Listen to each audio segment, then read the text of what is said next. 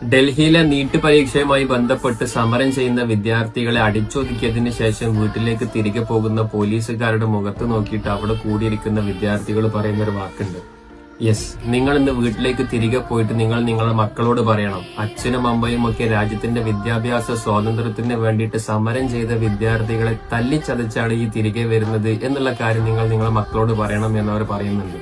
അത് പറയുന്ന സമയത്ത് തിരികെ ആക്രമിക്കാനുള്ള ആയുധങ്ങളെല്ലാം അവരുടെ കയ്യിലുണ്ടായിരുന്നിട്ടും അതല്ലെങ്കിൽ വാക്കുകൊണ്ട് എന്തെങ്കിലുമൊക്കെ പറയാനുള്ള അവസരങ്ങൾ ഉണ്ടായിട്ടും ഒന്നുപോലും പറയാതെ ഡൽഹി പോലീസ് വളരെ ജാള്യതയോടു കൂടെ മടങ്ങി പോകുന്ന ഒരു രംഗമുണ്ട്. നമ്മൾ പലപ്പോഴും പറയുന്നത് പോലെ ശരീരത്തിന് ഏൽക്കുന്ന മുറിവിനേക്കാൾ എത്രയോ വേദനയുള്ളതാണ് ഹൃദയത്തിന് ഏൽക്കുന്ന മുറിവുകൾ. ഡൽഹിയിലെ ആ വിദ്യാർത്ഥികളുടെ വാക്കുകൾ ഓരോ അച്ഛനമ്മമാരുടെ ഹൃദയത്തിലും നല്ലപോലെ മുറിവേൽപ്പിച്ചിട്ടുണ്ട്.